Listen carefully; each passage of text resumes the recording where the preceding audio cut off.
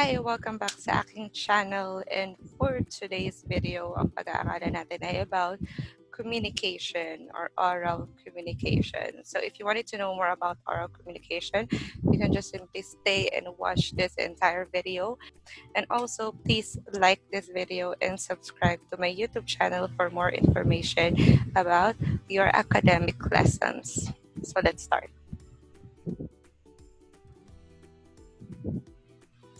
Okay, so it is said that it doesn't matter what you say, but what matters is how you say it. So sabi nga nila, di ba, parang it's not the way kung paano mo siya or kung anong sinabi mo, ay yung ang nagmamatter ay kung paano mo siya sinabi. So minsan, we don't mean any harm to other people when we are saying things about them or feedback. Pero kung paano natin siya sinabi, dun siya nagkaroon ng problema sa iba. So let's go ahead and try to look for more information about oral communication.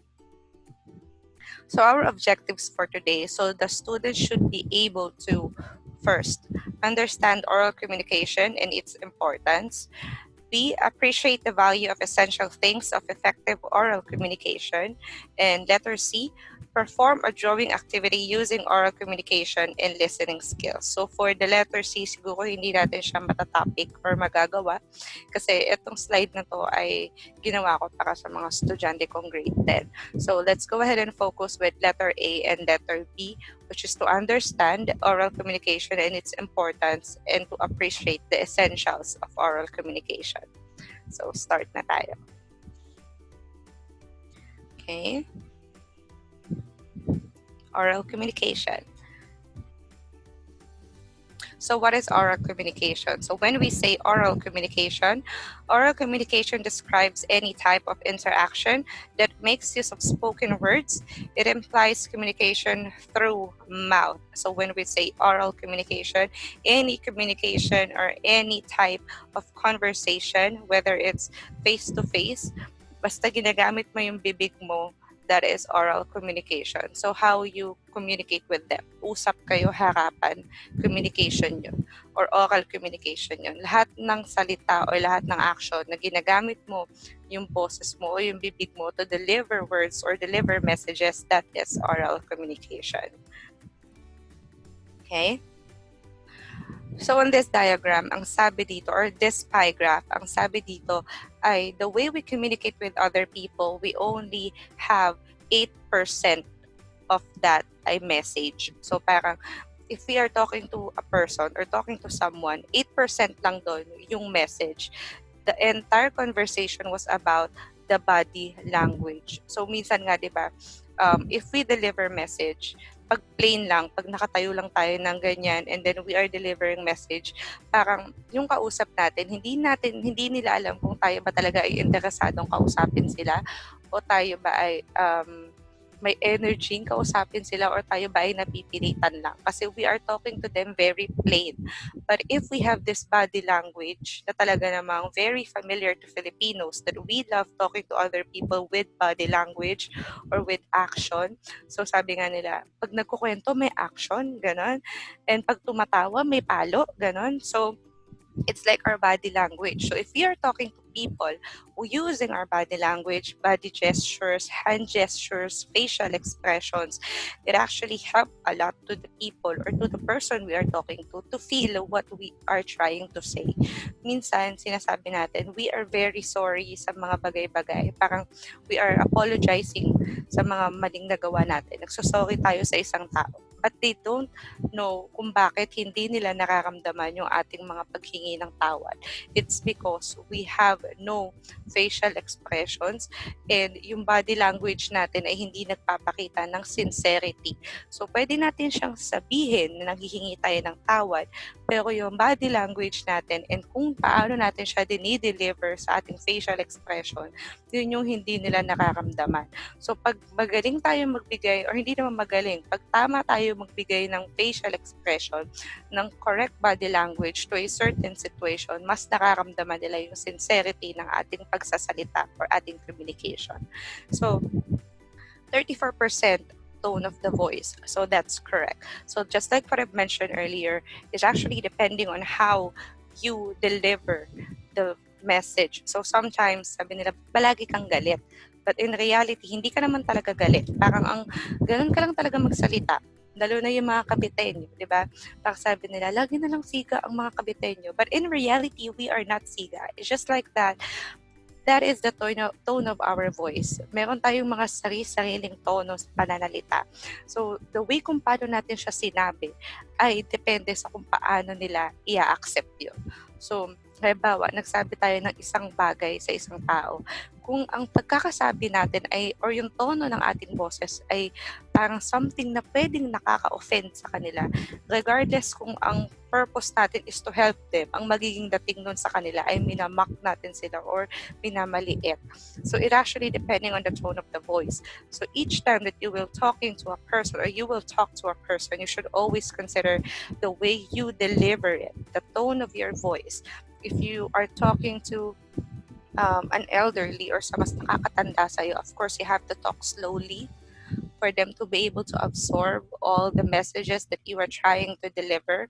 If it's kids or bata, of course, you have to adjust the tone of your voice in a sense na maiintindihan nila, or as much as possible, use words that are easily to absorb by kids. Don't use words na ginagamit natin sa ating mga matatanda na, kasi may mga words na hindi pa rin talaga alam ng mga bata. And also, if you are a speaker, you have to depend the tone of your voice, your body language, and your messages to your audience. You should always know your audience, kasi hindi ka pwedeng magsalita ng todo-todong napakataas or napakalalim na vocabulary or yung mga English na talagang huhukayin pa natin or hahanapin pa sa dictionary, kasi hindi lahat ng tao kayang makaintindi ng ganong salita.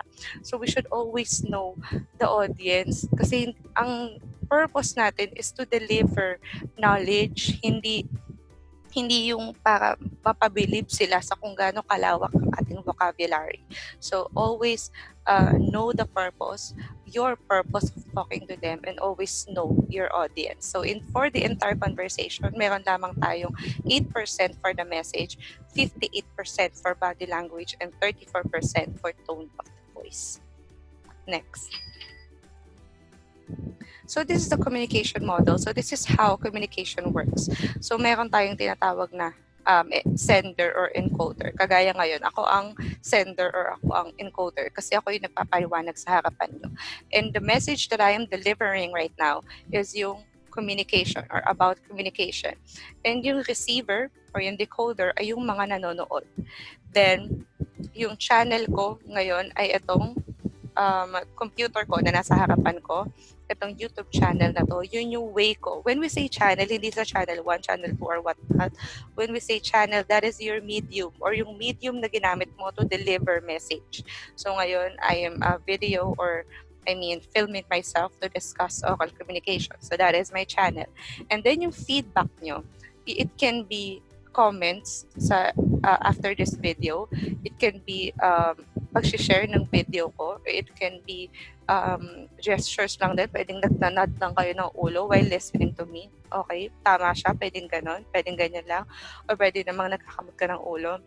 O pwede namang ini-skip mo dahil may gusto ka lang pakatek malaman.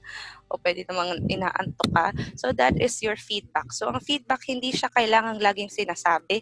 Hindi siya kailangan laging ginagawa. Minsan nakikita mo lang siya. Nakikita mo lang kung paano ina-action or paano yung nakaramdaman ng isang tao. Yun na yung feedback. For example, I am a teacher of a senior high school class. So every time that I am speaking in English all throughout the class, because it's required, sometimes I am seeing some students na parang inaantok, nabobore, or minsan parang hindi nila na-absorb lahat ng mga sinasabi ko. I know. Kasi syempre, di ba, I was a student before. I know the feeling of na nakikinig ako sa isang tao, puro English lang yung sinasabi. And then, I was like, hindi pa naman ako ganun kagaling mag-English. So, hindi lahat ng English na sinasabi yan na-absorb ko. Hence, there are situations na talagang tinataglish ko yung klase or nagjo-joke ako sa klase para lang mabasag yung barrier or yung wall sa pagitan namin na parang hindi pa sila ganoon kagaling umintindi ng English or para mabasag yung barrier namin na teacher ako at estudyante sila. Kasi at the end of the day, ang kailangan lang talaga namin is magkaroon ng isang goal, which is matuto. So if I feel na hindi nila masyadong na-absorb yung lesson kasi straight yung pag-English ko sa klase, then that's the perfect time for me to adjust. Wherein, kailangan ko mag-Tagalog, kailangan ko mag-Taglish, or kailangan kong umisip ng example na makaka-relate sila or pwedeng pasok sa mga pinagdadaanan nila. Because communication is everywhere. Communication is very broad. We can insert some topics and insert some issues para mas makarelate ang bata.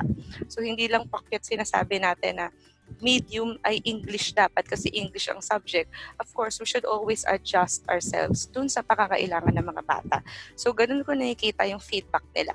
Pwedeng natango, pwedeng nag-recite, pwedeng inaantok, pwedeng may ibang pinagkakaabalahan. So, that is the feedback. So, of course, pag nakuha ko na yung feedback, the way pag nagde-discuss ako, dun ko naman binabalanse kung paano ko aatakihin yung susunod kong discussion. And okay, I find na hindi ito effective sa kanila. So, pwede akong mag-try ng iba pang way para magturo or pwede pang ibang way para i-deliver yung message ko na mas maiintindihan nila. So, ganun yun.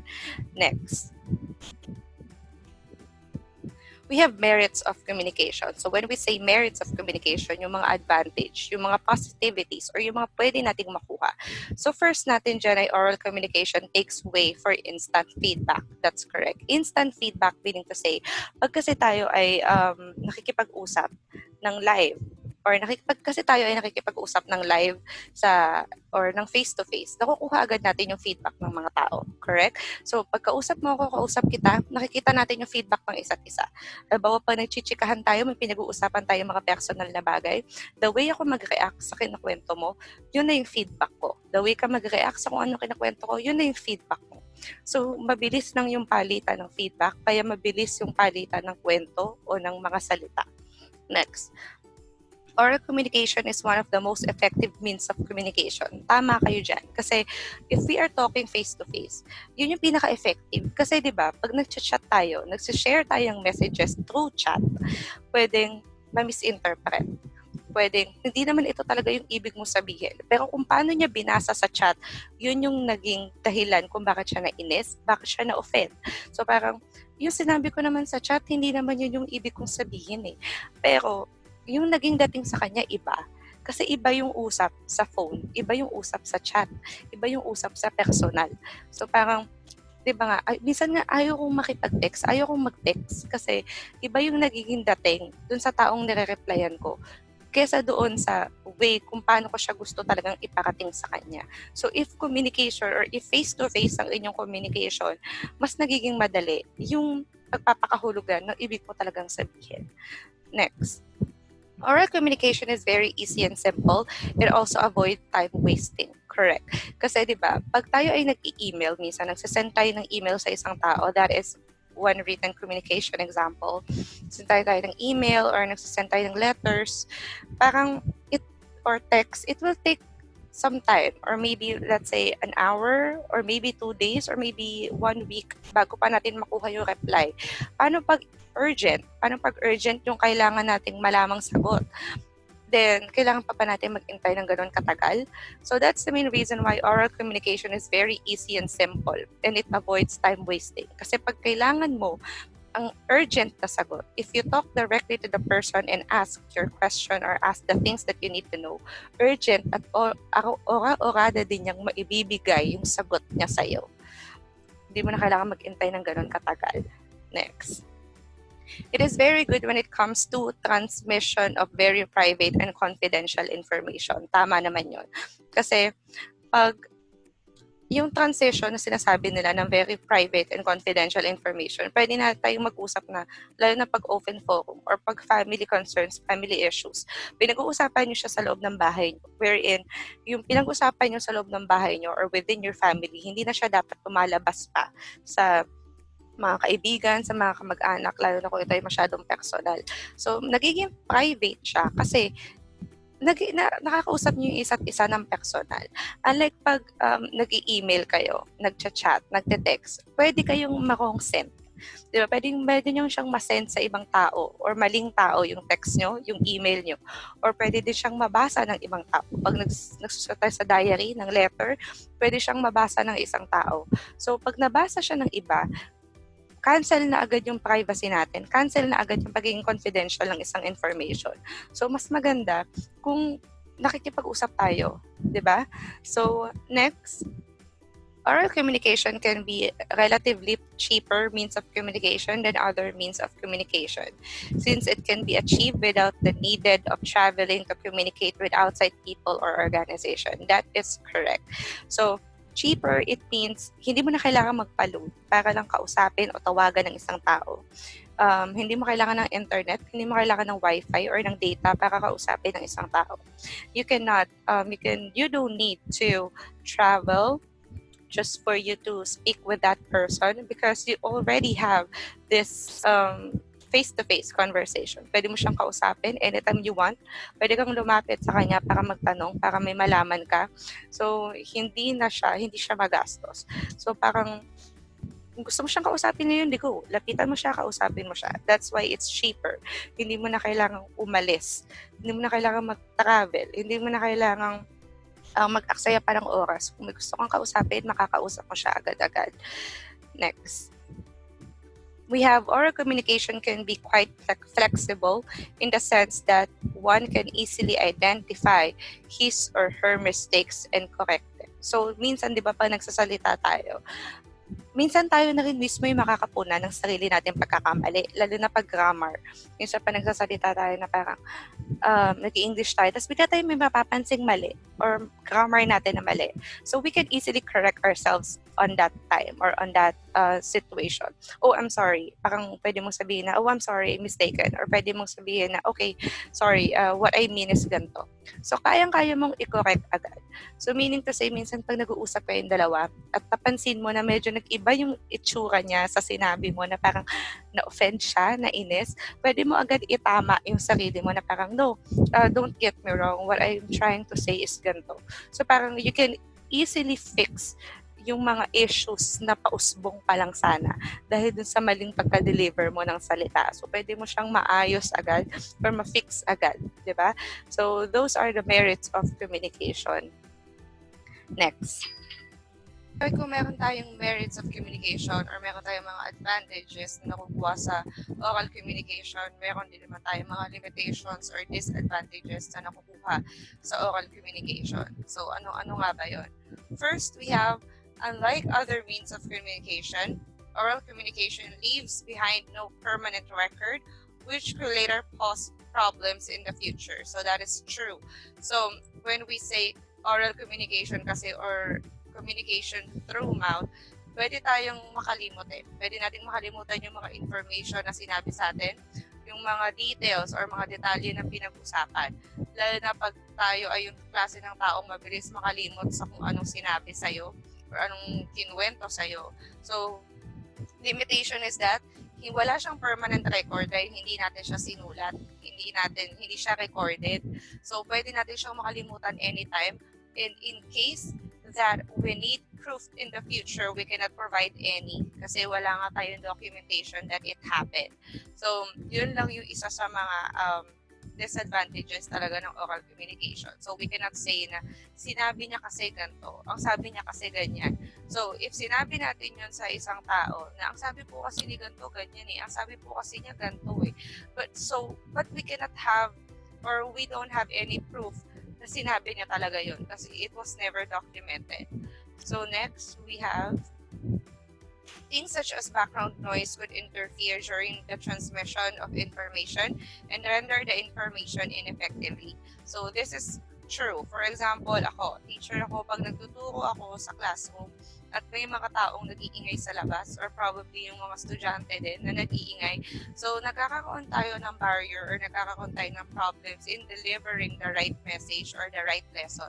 Sometimes, it may distract you. minsan nagkakaroon ka ng ibang paliwanag sa dapat ganito ang paliwanag mo to a certain lesson or certain situation.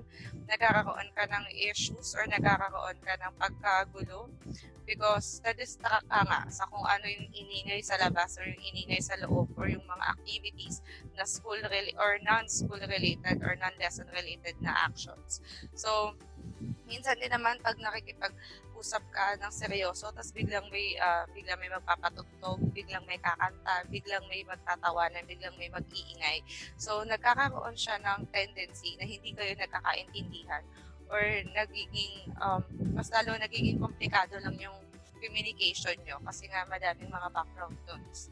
So next naman natin ay another disadvantage of oral communication is that the fact that if the speaker is not a good speaker, then an effective transmission of information might not take place. A speaker that is not good would speak with a little or no confidence and be unable to provide clear and concise speech. Correct. So pag ikaw ay speaker, of course, you need to make sure that you will stand out. Stand out not in a sense na you make everyone na humanga sa'yo or hindi, ang goal mo is not to impress other people, but you have to stand out in a sense that you need to leave a mark to your audience. You need to leave a mark dun sa mga taong nakinig sa'yo, most especially dun sa topic na tinalakay mo. So disadvantage if you're not a good speaker, regardless kung gaano kahaba yung sinabi mo or kung regardless kung yan ay straight English or regardless kung ano pa yung mga pinagsasabi mo sa harapan, if hindi siya tumatak sa isip ng tao, meaning to say, hindi ka effective. So how can you be effective or how can you be an effective speaker? Of course, you have to maintain proper posture. So not all the time na kailangang para kang reporter na laging nakaganyan or laging naka-formal na tayong-tayo. Of course, you need to at least walk around, maximize the space of the stage, or pwede din kayong makipag-interact sa audience, tanong-tanong ka ng question, relate your question or relate your topic to their personal lives or maybe dun sa mga bagay-bagay kung saan sila mas makaka-relate. And also yung proper appearance mo, yung attire mo, of course, it should be professional as well. You don't need to wear coat and tie all the time, but at least you wear professional or you wear dress na yung maganda namang tingnan or parang formal ka namang tingnan. And also aside from that, don't talk too fast. I am very guilty for that kasi mabilis talaga akong magsalita. So there are certain times na may mga words tayong namimiss or yung mga listeners natin may mga words or explanation namimiss. So each time na nagkaklase ako at napapansin ko na medyo mabilis ako magsalita, the only thing that I'm asking is that, am I running too fast or am I talking too fast? So I'm sorry about that. Let me take it slow. So pwede ko namang bagalan para sa kanila. So kailangan wag tayo masyadong mabilis magsalita and we have to be mindful of the reaction of the people. Pag sa tingin natin, tayo ay nagiging boring na, tayo ay parang nagiging dull na yung buong conversation, all you need to do is to let their energy parang patumaas ulit. So how? By throwing a joke, by doing rapport, or pwede ding parang maging casual ka lang nakikipag-usap sa kanila. Kasi hindi pwede na magkaroon kayo ng wall sa isa't isa na I am the speaker, so you should listen to me, and you are the audience, so all you need to do is just sit and look at me and listen. So hindi pwedeng ganon. So it should be, if you are a speaker, it should be a conversation or communication between you and your audience. So kailangan nag-meet kayo halfway or kailangan nag-meet kayo sa isang goal. Hindi yung pwedeng nasalita ka lang ng salita and ang mahalaga lang sa'yo ay nakatingin sila sa'yo. Hindi mo magigets kung ikaw ba ay naiintindihan nila o sila ba ay may na-absorb pa sa mga sinasabi mo. So, pag ganun kasi yung klase ng speaker, regardless kung gaano kahaba yun nilaan yung oras para sa pag-uusap or para sa lesson, kung hindi nila yun na-absorb, hindi yun tumatak sa kanila, yun ay useless. Mawawala ng saysay yung buong oras na inaksaya mo or buong oras na inilaan mo para lang mag-deliver ng message. So, if the speaker is not good, sabi nga nila, or walang confidence, isa pa yun. Pag wala kayong confidence na magsalita sa harapan, hindi kayo talaga pagtutuunan ng pansin. So first 10 seconds ng inyong introduction, kailangan nakuha nyo na yung atensyon ng mga manonood. Kasi pag dun sa first 10 seconds, hindi nyo pa yun nakuha, buong flow na yun na hindi mo makukuha yung atensyon nila. So, ano yung palatandaan na wala kang confidence sa sarili or hindi ka confident sa pagsasalita sa harapan? Yung ganyan ka ng ganyan, tapos yung kamay mo ganyan ng ganyan, or sa dulo ng damit mo ganyan ka ng ganyan, or yung mga unnecessary gestures, kumbaga, yung mga hindi ka makapagtingin sa kanila eye to eye, hindi ka makapag share ng message mo ng malawak. So, yun yung mga halatang-halata na hindi ka handa or hindi ka confident, lalo na pag nanginginig yung boses mo. That is normal, lalo na sa mga nagsisimulang speakers. Pero all we need to do is, syempre, all we need to do is syempre yan ay normal sa mga nagsisimula pa lang na speakers, but all you need to do is to practice. The more na ginawa mo siyang routine, the more na ginawa mo siya, the more na lagi-lagi mo siyang ginagawa, the more na mas matututunan mo siya. So for you to be able to have good communication skills, you have to practice it every day. It doesn't matter kung mali-mali yung grammar mo, it doesn't matter if you don't have a good accent, for as long as you are practicing it every day, maaayos siya ng maaayos habang tumatagal. So, hindi mo mapapansin, maaayos na yung grammar mo, maayos na yung pronunciation mo, and also, hindi naman sukatan yung accent sa galing mong mag-English. So, it doesn't matter if your accent is good, for as long as you can speak English na naiintindihan ng lahat. Kasi yun talaga yung, kaya natin tinawag na universal language ang English. Kasi yun yung naiintindihan ng lahat. So, yung accent doon, hindi siya counted. Accent is a plus or additional na lang yun sa mga taong kayang, mag-modulate ng voice. Talagang plus na lang yun sa mga tao, kumbaga bonus na lang yun na ang sarap sa tenga pakinggan ng English nila. But it doesn't matter if you have a good accent, for as long as you can deliver English na naiintindihan ng lahat, then that's good.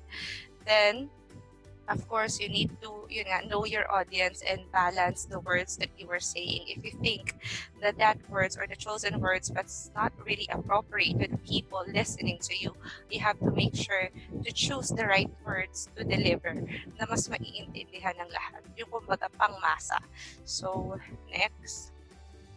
Last but not the least, problem with oral communication is the fact that the receiver might misunderstand the information being transmitted. Correct. So ito nga yung sinasabi nila na pwede kayong magkaroon ng misunderstanding, most especially if you are talking to a person na medyo maramdamin.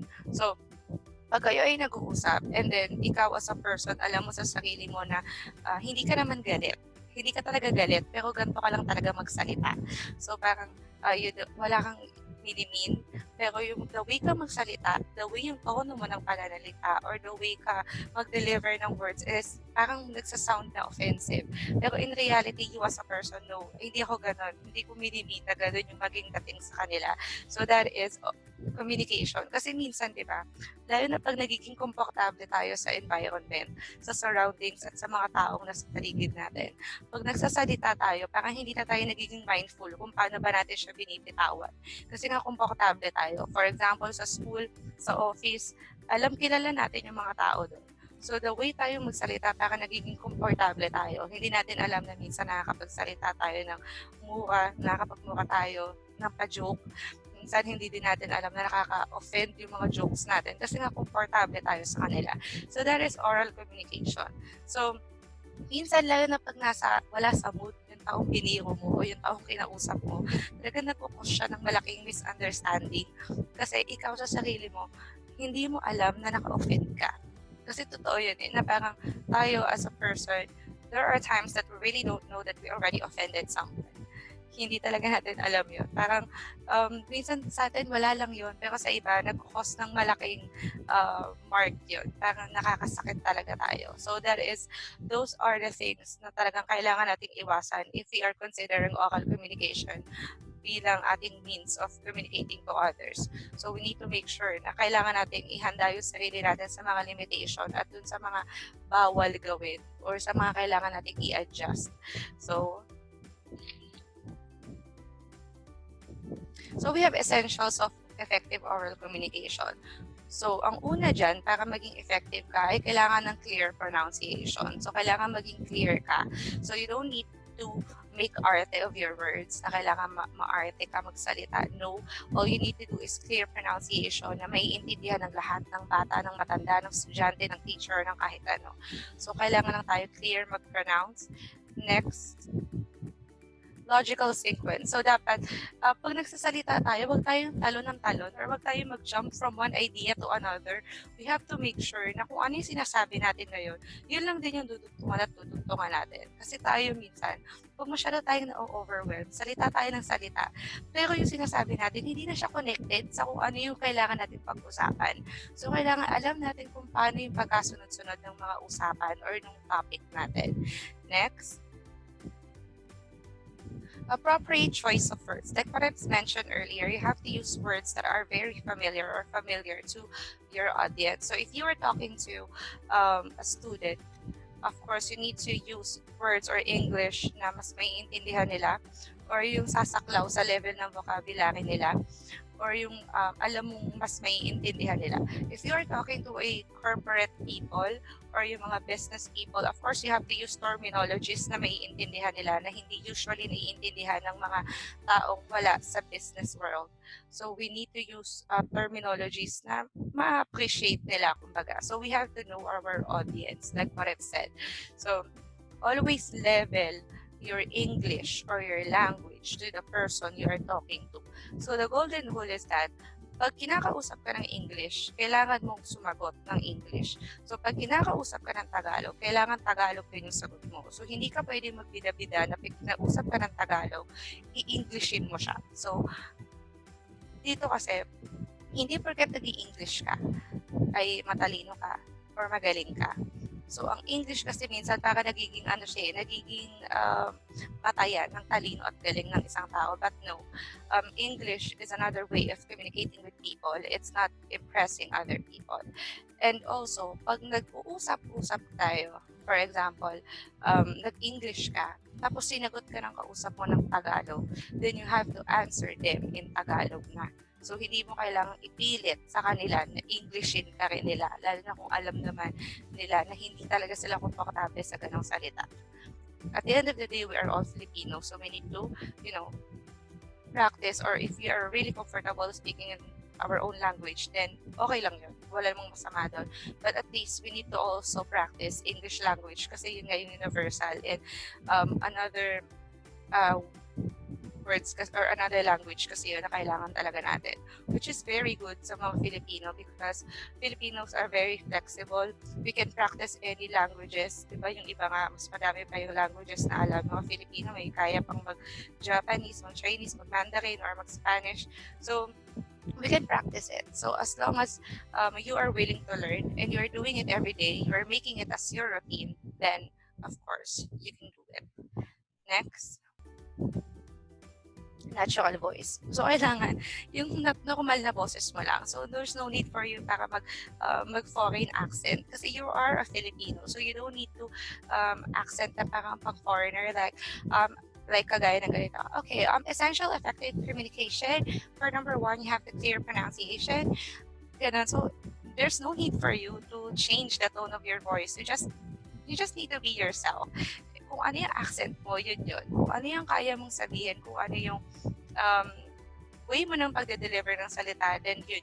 So there's no need for you to make arte, or there's no need for you to have like a foreign accent, English or British accent. All you need to do is just be yourself and be natural. Next.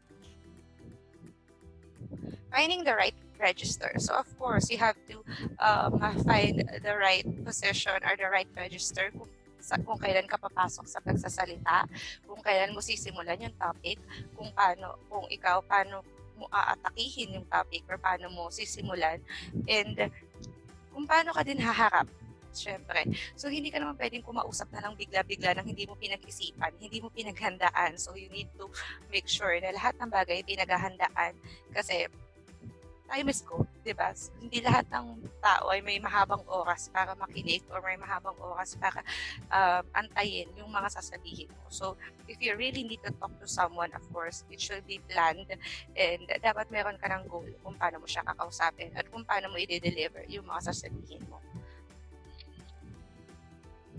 So, ways to improve oral communication, of course, you have to read. So, para mag-improve ang iyong oral communication, kailangan mo magbasa na magbasa na magbasa. So, magbasa ng Tagalog na libro at magbasa ng English na libro. Kung gusto mo talagang ma-improve ang iyong oral communication skills, how you speak, how you write, all you need to do is just to read. Pwede ka rin manood ng mga videos or manood ng mga tutorials or pwede ka rin manood ng mga English movies for you to be able to practice your English and pronunciation. Also, you have to speak. Kagaya ng sinabi ko, if you make it a routine, if you're doing it every day, if you are speaking in English every day, doing it every day, so regardless of your accent, regardless of your pronunciation, for as long as you are trying it every day, ginawa mo siyang routine, ginawa mo siyang parte ng buhay mo, talagang masasanay ka, mapapractice mo siya. So, kasi paano mo nga naman mai-improve yung isang bagay kung hindi mo pinapractice, kung hindi mo ginagawa. So, all you need to do is to speak. Salita ka lang ng salita, then masasabihin ng iba kasi nagpa-practice ka. Kumbaga, kaya mo sinusubukan kasi gusto mong mag-improve. So, if you really wanted to improve your communication skills, the way how you speak, or most especially the way how you pronounce words, you have to read and speak. Next. Meron pa tayong listen. So, yung listen, kailangan nakikinig ka. So, kung ano yung magiging feedback ng ibang tao sa'yo when it comes to your pronunciation, when it comes to your communication, kailangan ina-absorb mo lang yun ng tama. So, ina-absorb mo lang siya ng walang sama ng loob. So, we always need to remember na feedback is always a good time for improvement. So, yung mga feedback na yun, kailangan lang natin siyang i-take positively para mas mag-improve tayo sa mga bagay na ini-improve natin sa sarili natin. So, we have two types of oral communication kasi. So, we have face-to-face, yung nag-uusap tayo ng harap-harapan. At meron din naman itong video conferencing. So, yung uso ngayon, kasi nga diba naka-quarantine or naka-lockdown tayo. So, Zoom, Lark, or Skype, yung mga ginagamit natin. Pero as long as harapan pa rin kayo at live pa rin kayo nag-uusap. So, yun, video conferencing, another type of oral communication. Then, meron din tayong telephone. So, telephone kasi, di ba, pag kinakausap natin kasi sila, naririnig natin yung feedback nila agad, naririnig natin yung sagot nila agad. Hence, oral communication yun. For as long as nakukuha mo yung sagot on time, nakukuha mo yung sagot agad-agad, that is oral communication. Meron din tayong interviews, syempre, sa mga trabaho, pag syempre, ini-interview ka, pag-apply ka ng trabaho, so harap-harap kayo, nakukuha agad nila yung sagot mo, so specific questions, kung paano, kung bakit kailangan ka nilang i-hire, bakit ito yung company na napili mo. So, sa susunod, magkakaroon tayo ng video kung paano makapasa sa mga job interviews. Okay? Next. Group discussion. Ito, yung mga kumpulan na magtotropa, kumpulan ng mga magkakaibigan, mga kumare. Yan ay oral communication. Kasi nagsishare kayo ng ideas together in one group, nag-uusap-usap kayo ng sabay-sabay, at nagsishare kayo ng mga feedback sa bawat kwento ng isa't isa. And we have presentations. Kagaya na itong ginagawa ko, I am presenting my topic, oral communication, and I am delivering it to you. Pero, mas maganda to kung classroom setting, presentation. Ako yung teacher, ito ang PowerPoint, nag-report ako, nagdi-discuss, na-absorb ng bata, nakikita ko ang feedback. That is oral communication. At syempre, para naman malaman natin kung talagang na-absorb nyo ang mga lessons at mga pinagsasabi ko ngayon para sa oral communication class, we have a short quiz para sa inyo.